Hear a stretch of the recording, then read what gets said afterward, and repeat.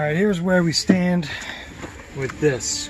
I was cranking it over a little bit and I wasn't happy with the way it sounded, so I put a little bit of oil down in the cylinders and it did get better, but I wasn't comfortable cranking this. I had the intake manifold off, so I only did that like one time and I realized, oh crap, this has one of those guys. So I went ahead and put the intake on, drained the oil and put new oil in and a new filter. I don't even know if that works. I don't remember if it worked before.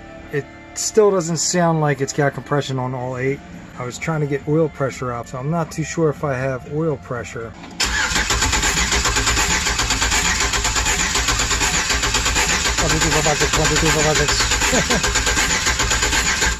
I already got the intake on, so I already sacrificed that gasket. I'm going to just go ahead and put everything back on it. Still have to fix the exhaust manifold, but I might actually try to start it with the exhaust manifolds off for like a brief second. Now I don't know if this gauge works.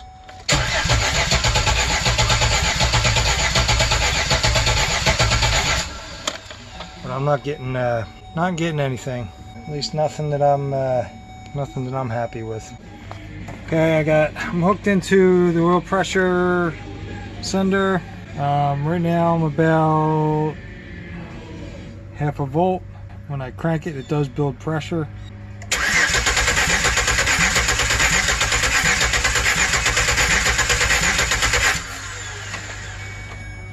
So I got oil pressure. I just need to figure out how much oil pressure it is. 2 volts. I don't know what 2 volts is as far as what the pressure is. I got the cursors up here. And it's about basically 2 volts. It's right in the middle of the range, right? Let's see what happens if I unplug it. I got 5 volts, which is good. Now on the signal wire, there's no bias. The sensor is working. I just need to figure out if I can find some type of table to see what 2 volts is.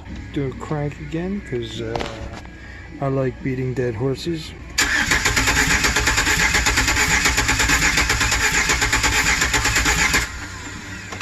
Now every time I crank this, it is sounding better and better and better, which is promising. This thing may not run perfect. I don't know what to do about that. 330,000 miles. Engines are really expensive for this for some reason. It's only a 4.3 V6.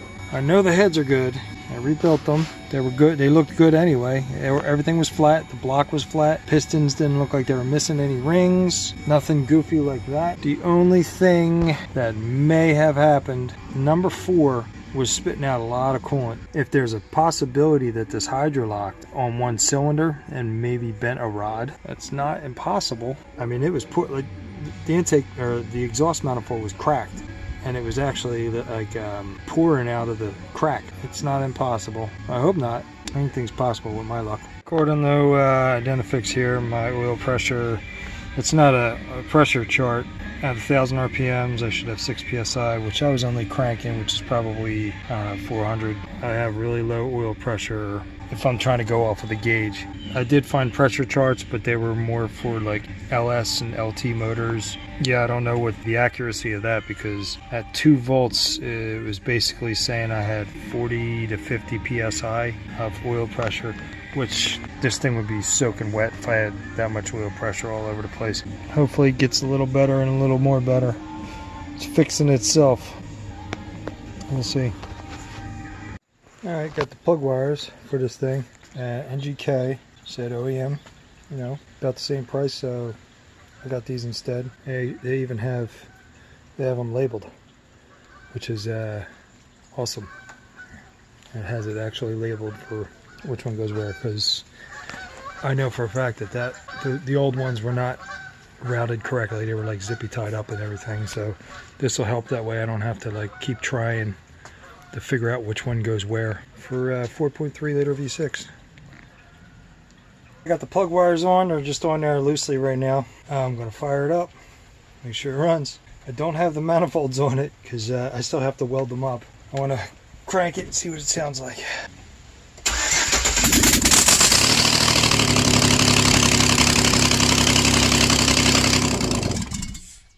Alright, it runs. That's all I'm going to do. I don't know if you saw the flame shooting out. That was pretty cool. I don't want to run it too long. It's like 9:30 in the morning. Neighbors love me. I won't really know how this thing runs until I have the manifolds back on it, because I just can't run it like that. And I need to get a connector for the temperature sensor. That's busted. I am pretty much done here until I get that manifolds fixed. I'm probably going to start setting up for that now. Start prepping the manifold, and it's pouring out. So that's with that water leaking down the side of the head. I don't know if you can see it, but every once in a while there's a drip. I don't know if you caught that drip. See if I can catch that drip. Drip. Not important. Nobody really cares. At least it's got more than 2 cylinders compression now. So I guess that's a plus. Expose the crack. Should probably use a better hammer, but I don't feel like getting it. This works. This is already through on that end. I'll get that out at a later point, and I will put a washer on there, and there's already missing one there.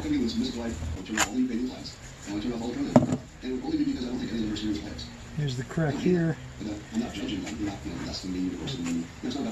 there. Here's cracked out here too. Looks like it comes up here and makes a little left here. Straight through here. And right there.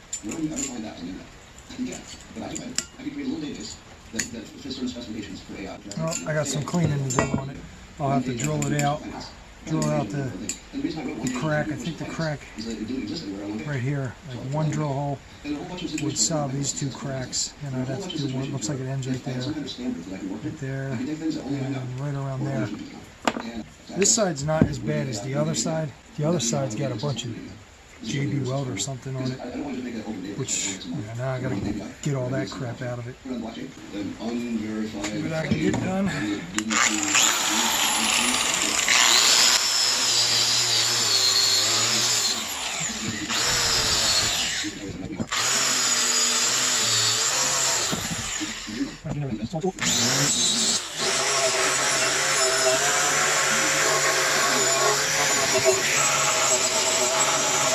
If we cultivate our American exceptionalism to be the exceptionalism of, and the exceptionalism of, you know, we don't all have to love each other, but we'll find a way for everybody to work out, have a good life. See here, I'll have to drill here. Come together on at least one thing that everybody right there. Is get this education thing fixed. Right. I think you need to fix. That's hard to get on camera, especially since it won't let me zoom. But it's right about where that seam is here.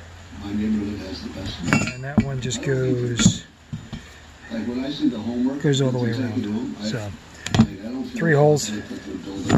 Let's get it done. I'm going to film it. Don't know why. It's just me drilling holes.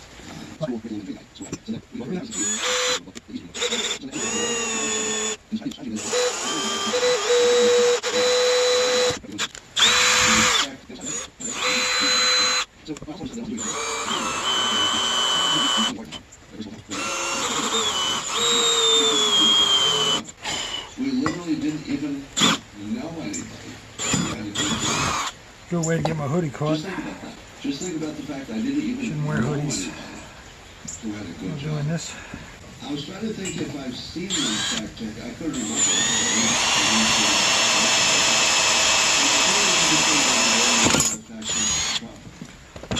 But maybe you're.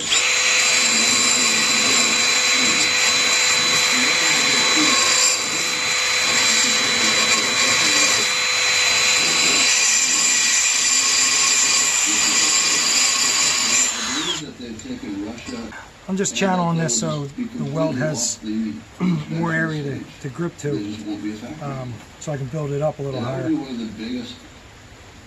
I'm not too crazy concerned about making this perfect because these are like $60, $70 for each one.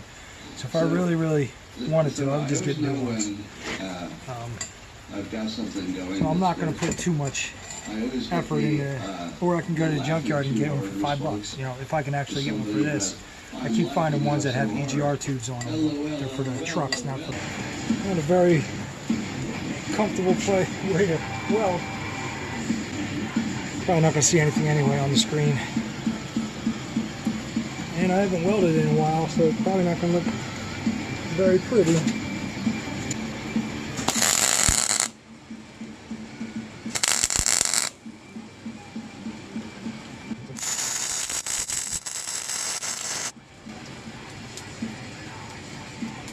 That looks pretty ugly. I can smell the coolant burning off. There was a lot of coolant. It was spitting out coolant.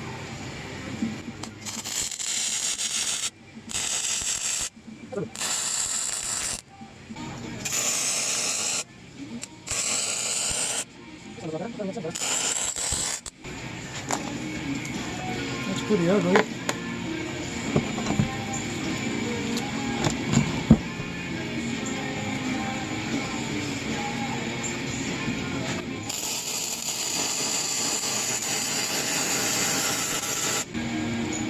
Nice and nasty.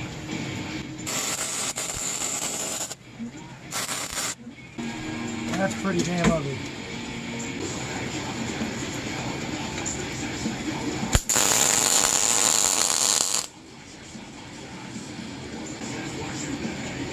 Ugly. Not my best work. Here's the other side. It's basically just a repeat. I'm not going to film it all, but you can see all the JB weld and shit in there. So this one's going to be harder to clean up probably. If it's nice enough weld, maybe I'll show a picture of it. Not too proud of that weld over there, but it will hold. This one's going to be significantly more work. Somebody's already been here. That weld looks a little better than mine actually, even though it's all f***ed up. It's going to be interesting. I'm just going to basically do the exact same thing he did, just blob the shit out of it. There's nothing else I can do with that, really. I'm just going to have to run it up over here over top of that. It's just not cracked in here. You see right there, so I'm going to hit it in there. Oh, I got to get all that shit out, but it is what it is. Anything to save a buck. You need a good reason why to wear eye protection, which I'm wearing. Probably better gloves too. This doesn't hurt too bad. If that was in the eye, whoo, you'd be in trouble. If this wasn't my vehicle, if this was a customer's car, I wouldn't be going through all this. I drew it out where the crack stopped there, crack stopped there. Now, like I said, this is like, they're like $70-something, $60, $70 for a manifold. It's not even worth it to do it like this for somebody else. I'm doing it more just because I haven't welded in a couple years actually. First time doing cast steel. I still got some prep work to do, but it's not going to look much better than that. It's going to look pretty nasty. It's ugly, but I think it'll hold up. And let this sucker cool down. I've never welded cast steel before. I wish I had another manifold to practice on, but I got to get this done. It's pretty ugly. No matter how much I clean it, it still gets nasty. And we got a little fire there. Nice, huh? Just got it started. That's the old stuff. I really can't run it too long because I don't have the coolant and stuff hooked up to it, but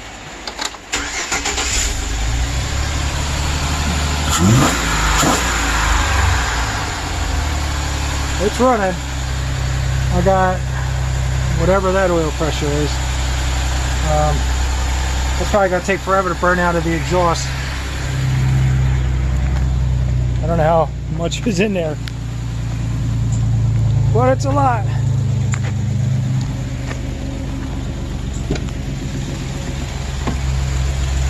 But, alright, I'm shutting it off because I don't have no coolant in it. And that's it. Smoking out the whole neighborhood.